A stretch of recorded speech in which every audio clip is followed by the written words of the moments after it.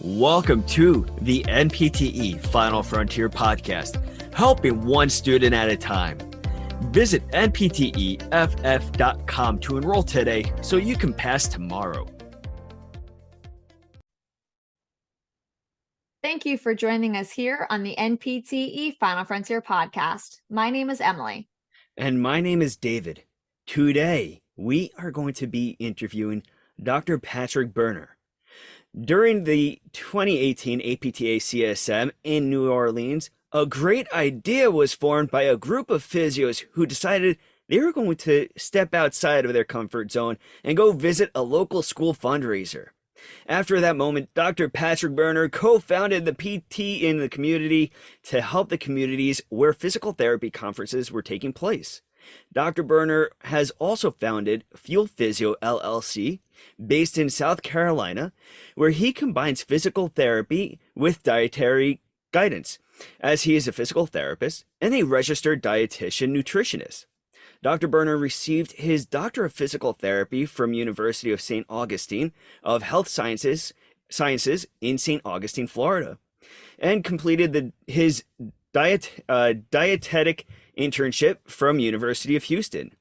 Dr. Berner is a full-time core faculty at South College Atlanta campus in the Doctor of Physical Therapy program. Dr. Berner, thank you so much for joining us here today. We appreciate it. Yeah, appreciate it, David and Emily. Thanks for having me.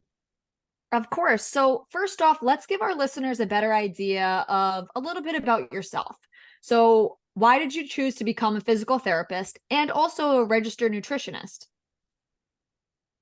Yeah, so that's a hefty question. So I'm originally from New Orleans, and growing up there, you're somewhat inundated with chronic disease, and you can likely tell if you've ever visited that it probably has something in connection with the foods that people eat and the way that they move, or the lack of movement that they have, really because of environmental design. But my passion early on was to try and reduce risk of chronic disease. And for me, it was all about food and what people ate. So I actually started my journey in dietetics. That's where my undergraduate degree was in. But it was within the first year of undergrad that I realized that it was more than what a person ate. There was some sort of movement component to that. So I actually started doing an exercise science degree simultaneously to really see which one had a stronger pull. But I rode both of those to the end until I decided that I was going to go to physical therapy school. But in doing that, I left the dietetics profession, went to PT. And what I realized very quickly is I left a siloed profession that only looked at what people ate. And I put myself in another siloed profession that unfortunately only looks at how people move.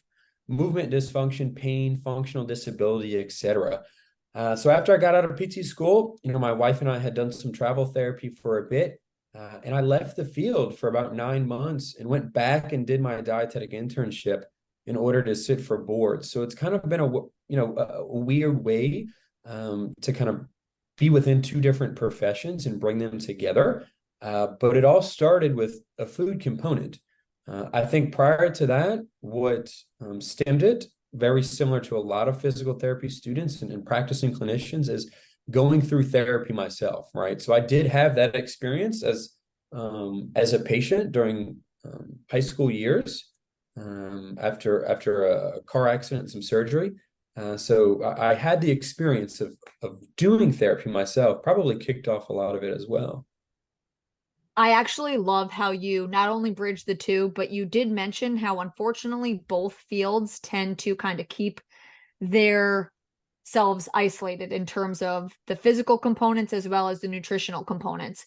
I personally, going through school, we always learn about the importance of the nutritional components as physical therapists, but then it kind of stops there. We don't really elaborate further.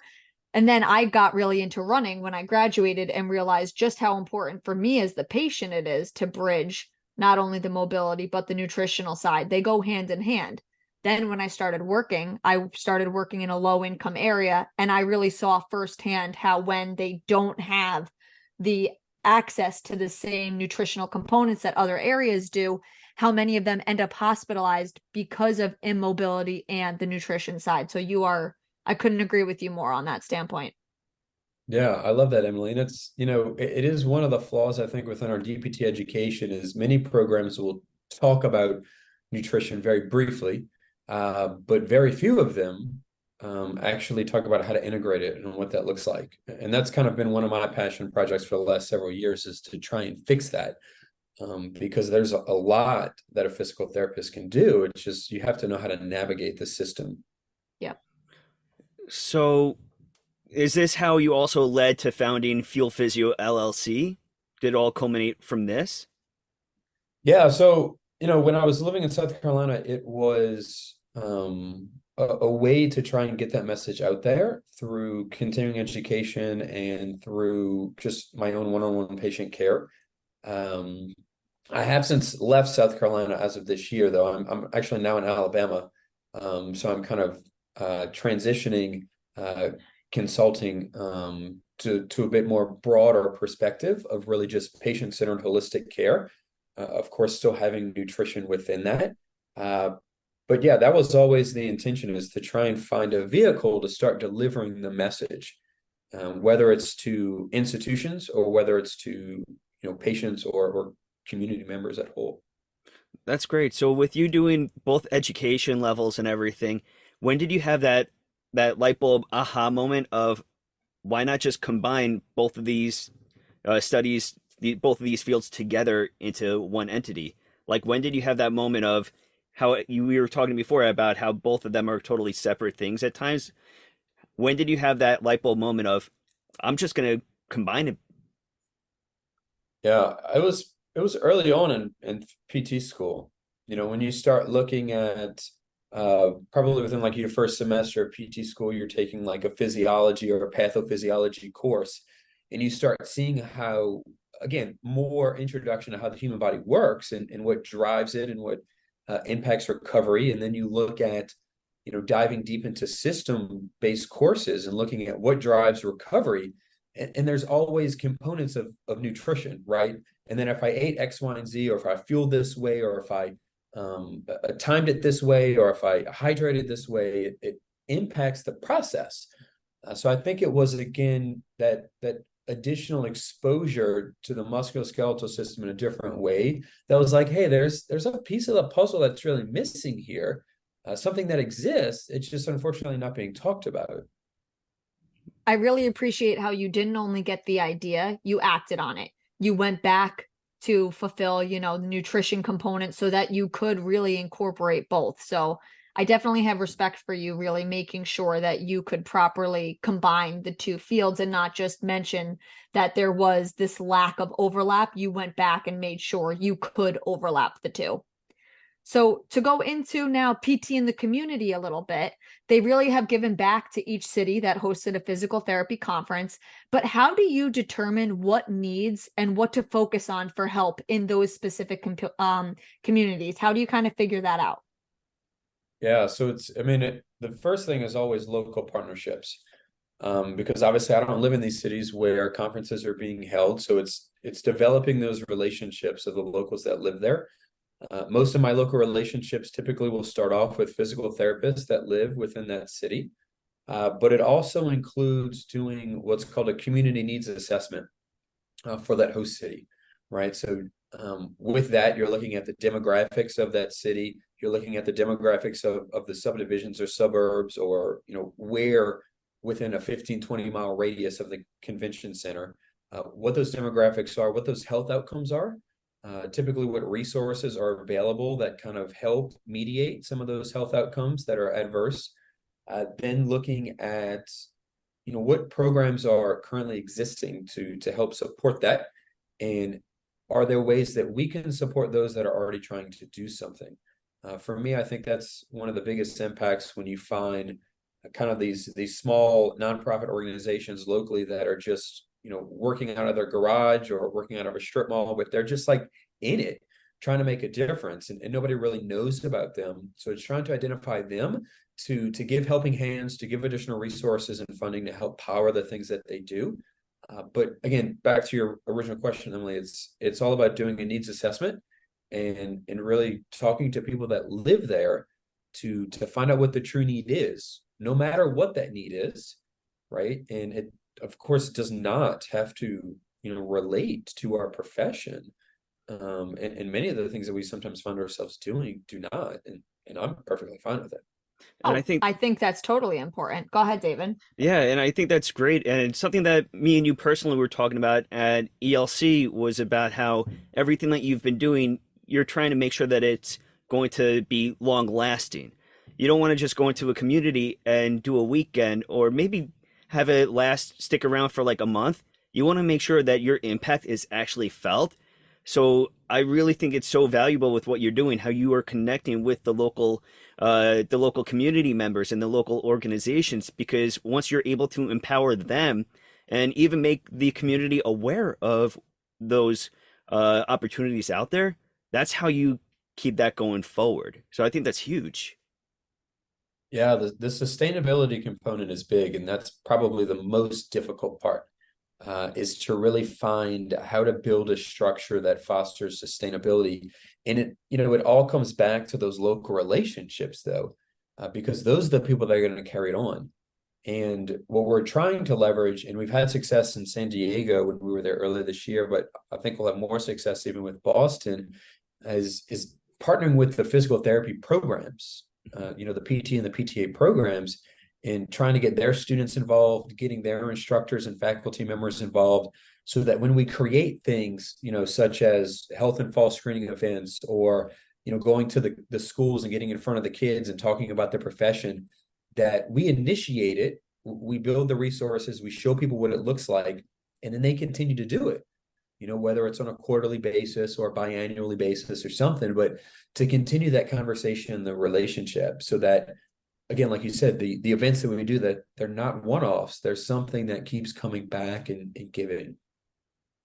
Now, let's take a few steps back just in case any of our listeners aren't fully aware of what PT in the community provides and what it is. Can you kind of just elaborate a little bit further on what the program is? Yeah, so PT in the community started as a grassroots initiative, as David mentioned, back in 2018. Our mission is to find ways to serve the underserved and disadvantaged populations in the host cities that we visit for physical therapy conferences, right? So what really stemmed it is, you think about the fact that we bring, 15,000 people to a city, but all we really do is benefit the hospitality industry. If you think about it, where we eat, drink, where we stay, and don't really impact the locals that live there. So that's where the idea started, in trying to find ways to give back. And it started with the general fundraising, through GoFundMe pages in the past.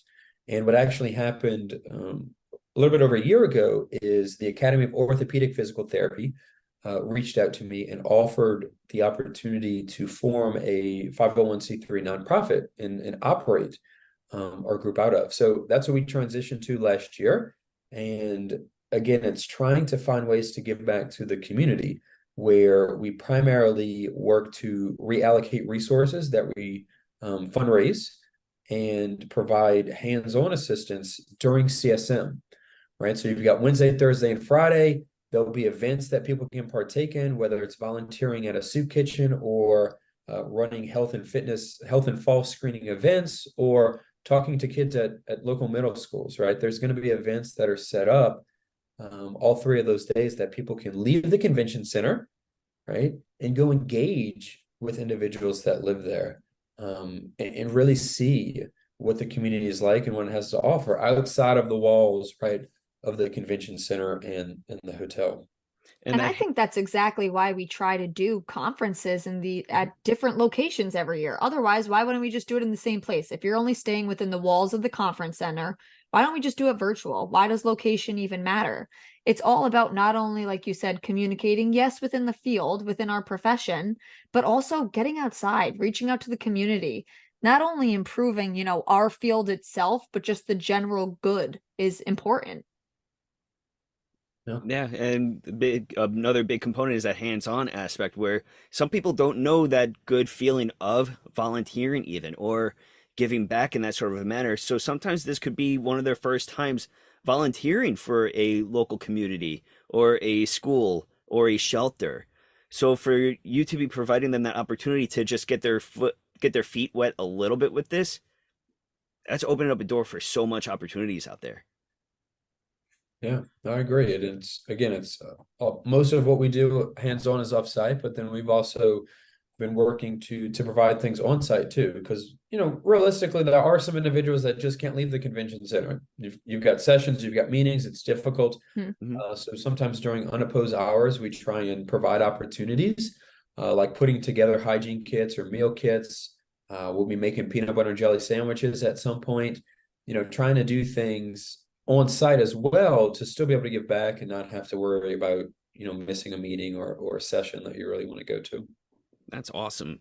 So what is one thing you feel could be done to make the physical therapy profession better? Yeah, that's a tough one, Dave. Oh, it's not a tough one. It's a very long-winded response, but I'll try and sum it up. I mean, it's really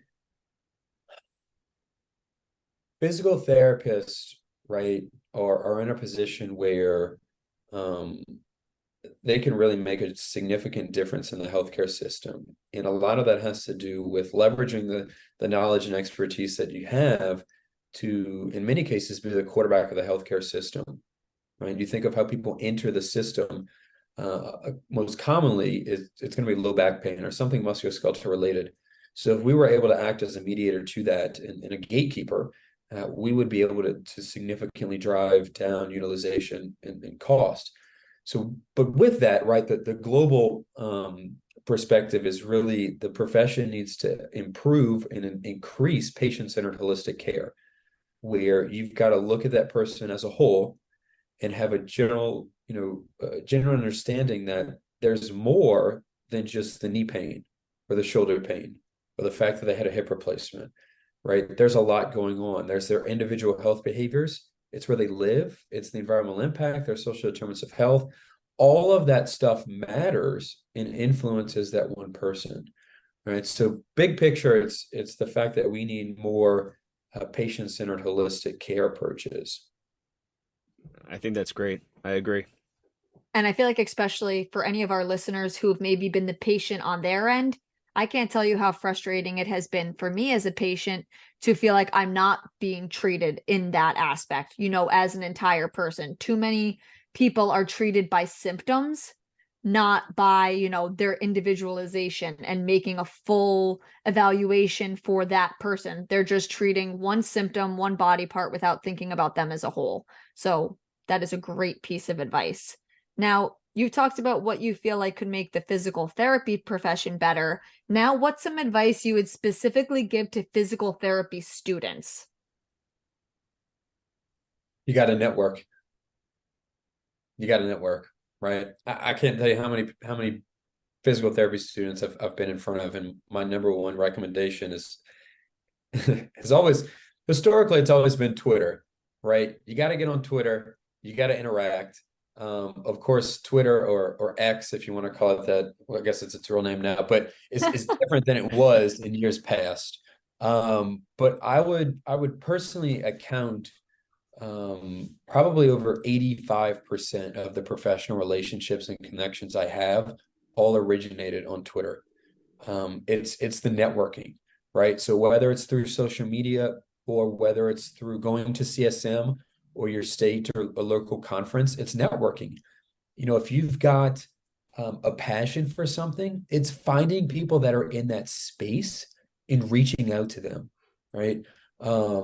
I couldn't tell you how many cold emails I sent to people while I was in PT school, right? I'd be flipping through PT in Motion, which is now, I guess, APTA Magazine, whatever it's called, flipping through that and reading articles about clinicians that were doing things in the community or clinicians that were trying to address health behaviors. And I'd find out who that article was about. I'd find them, right, via a simple Google search, and I'd get their contact information, and I would send cold emails to people that were doing things that seemed very similar to what I wanted to do, and shared my passion, shared my perspective, and set up meetings. This was before getting on a Zoom meeting, it was just having a phone call with somebody. And there were some instances, even to the extent that I would travel to meet these people. At the time, Mike Eisenhart in New Jersey was doing amazing stuff, as he still is, and he was someone that I really looked up to. And I booked a flight, and I just went and stayed in New Jersey to see how his clinic ran, and how his company ran, and to just experience it, because it was so unique. But it's the networking, it's the finding people that are doing things that you have interest in, or are doing things that you have ideas for, and just reaching out, right? You can't be scared to reach out, because those people appreciate it. It shows that their work is not going unnoticed. Yeah, I think that's really an uh, I think that that's an understatement, but also that's some advice that you don't really hear too often towards students is to network. Usually, once you're in the profession, it's all about networking. But as a student, usually it's how to deal with stress, anxiety, studying, all of this. But everybody isn't really talking about the networking aspect. So I think that is great advice. Now for a fun question, a surprise question, but with your background and everything, what is your go-to snack? When you are craving, you get home after work, you're like, I need some of this right now. What is your go-to snack? Yeah, so I've been drinking probably the same post-workout smoothie for, I don't know, 15 years. I've been drinking the same thing. So that's usually like my afternoon fuel. And it's Well, you just, can't leave us hanging. You have to tell us what's in the smoothie. yeah, so it's simple. It's milk, banana, peanut butter, Gala apple, frozen blueberries, and that's it. I am a peanut That's butter banana junkie. I love peanut butter and banana. All right, so I guess in the description we're gonna have to include the ingredients and the entire directions for how everybody can make that at home. Oh man, it's never measured. It's just a guesswork. Some days it gets more peanut butter than others, depending on how fatigued I feel, and then you just go with it. Yeah. All right. I think so many of our listeners right now, even before you mentioned the snack, are going to be really interested in learning more about you, these different organizations, the Fuel Physio LLC and PT in the community. But how can our listeners get in touch with you or find you on social media if they want to take your advice and start networking a little bit more? Yeah, absolutely. So Twitter's the best place to find me. So at the Fuel Physio is the handle there. So Twitter, I think it potentially might be the same handle on Instagram. I'm not sure, but Twitter is honestly the best place to start. Outside of that, my recommendation would be to visit ptinthecommunity.org to get more information on that, and to kind of stay up to date on what's going on for Boston, for CSM. But yeah, Twitter's honestly literally the easiest place to find me. You mean X? X, sorry, X, yeah. I've not updated my Twitter app on my phone, so it still says Twitter and with the bird. Um, so I always forget that it's X sometimes until I see All you right. on something. All right. Well, I just wanted to say thank you so much for joining us today. This has been extremely beneficial, and I think this is going to be so useful for our listeners. So thank you again for joining us today. Yeah, appreciate it, Emily, and thanks, David. Thanks for having me. Yes, of course. Thank you. Now that you heard our interview with Dr. Patrick Berner, here is a quote from Mahatma Gandhi. Be the change that you wish to see in the world. Be that change. You can always think about it, you can always speak about it, but take that action. When you see something, do it. When you know that something could be done, go out there and be that change, because also you never know who is watching. You never know who you could be influencing to be that positive change out there as well. So, for everybody that's preparing for this examination, keep on fighting for this, but also remember to do good and be that change. You are powerful. You are strong. You are a final frontier warrior. You will pass. Thank you very much for listening. For more information on the NPTE Final Frontier, please visit npteff.com. You can also check out all of our social media platforms such as Facebook, Instagram, Twitter, and TikTok. Till next time, have a great day and a powerful tomorrow.